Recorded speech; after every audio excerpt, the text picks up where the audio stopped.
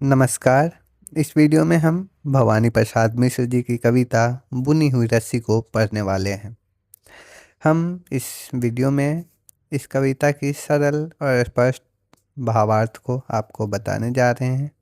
तो आइए वीडियो को शुरू करते हैं। भवानी प्रसाद मिश्र जी की यह कविता बुनी हुई रस्सी एक छोटी लेकिन बहुत ही अर्थपूर्ण रचना है, जिसमें कवि रस्सी का उदाहरण देकर कविता और अनुभव के संबंधों को समझाने का प्रयास करते हैं। आइए इस कविता को पढ़ते हैं और इसके सरल भावार्थ को मैं आपको बताता हूँ। कवि लिखते हैं, बुनी हुई रस्सी को घुमाए उल्टा तो वह खुल जाती है और अलग अलग देखे जा सकते हैं उसके सारे रेशे। यानी कवि बताते हैं कि अगर किसी रस्सी को उल्टी दिशा में घुमाई जाए तो वे आसानी से खुल जाते हैं और उसके सारे रेशे बाहर निकल आते हैं। उन्हें देखे जा सकते हैं कि उनका ढांचा किस प्रकार है, रस्सी का स्ट्रक्चर हमें दिखने लगता है। आगे कवि बताते हैं, मगर कविता को कोई खोले ऐसे उल्टा तो साफ नहीं होंगे हमारे अनुभव इस तरह।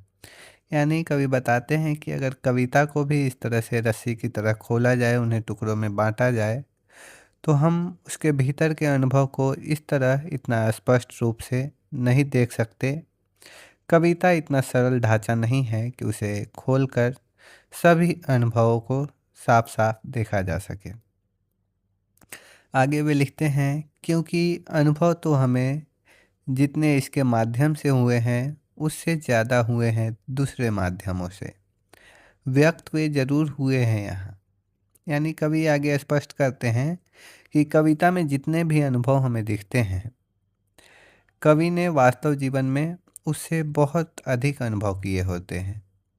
अनेक अनुभव अन्य माध्यमों से प्राप्त होते हैं, लेकिन उनमें से कुछ ही कविता में व्यक्त हो पाते हैं। इसलिए कविता को टुकड़ों में बांटकर या उल्टी दिशा में घुमाकर देखने से अनुभवों की पूरी तस्वीर हमें नहीं दिखाई देती। आगे कवि लिखते हैं, कविता को बिखरा कर देखने से सिवा रेशों का क्या दिखता है।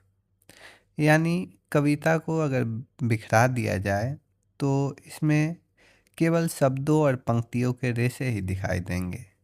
वे गहराई नहीं जो कविता की संपूर्णता में होती है। टुकड़े करने से अर्थ नहीं, सिर्फ संरचना ही देखी जा सकती है। आगे कवि लिखते हैं, लिखने वाला तो हर बिखरे अनुभव के रेशे को समेट कर लिखता है। यानी कविता लिखने वाला व्यक्ति अपने जीवन के बिखरे हुए अनुभवों को बहुत सोच समझकर एक एक रेशे की तरह इकट्ठा करके इन्हें मिलाकर कविता बनाता है। इसलिए कविता को उसकी संपूर्णता में पढ़ना चाहिए, यानी उसे पूरा पढ़ना चाहिए, न कि उसके हिस्सों को अलग अलग करके। कविता एक बुनी हुई रस्सी की तरह है।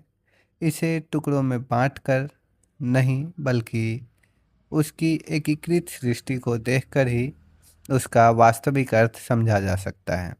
इस प्रकार सरल शब्दों में अगर हम कहें तो यह कविता हमें यह बताती हैं कि कविता केवल शब्दों का जोड़ नहीं, जीवन के बिखरे अनुभवों का गुथा हुआ रूप है। कविता को टुकड़ों में बांटकर केवल विश्लेषण करने से उसके पीछे का पूरा जीवन अनुभव समझ में नहीं आता। कवि का काम है बिखरे अनुभवों को समेटकर एक अर्थपूर्ण और संवेदनशील रचना बना देना, जैसे रेशों को जोड़कर रस्सियाँ बनती हैं। तो इस प्रकार इस छोटी सी कविता की व्याख्या थी। आशा करता हूँ आपको समझ में आई होंगी।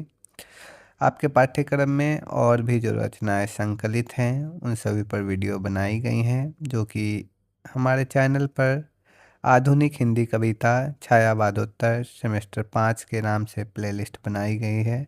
उसमें सभी को जोड़ दिया गया है, आप उन्हें वहाँ से देख सकते हैं। मिलते हैं फिर अगले वीडियो में।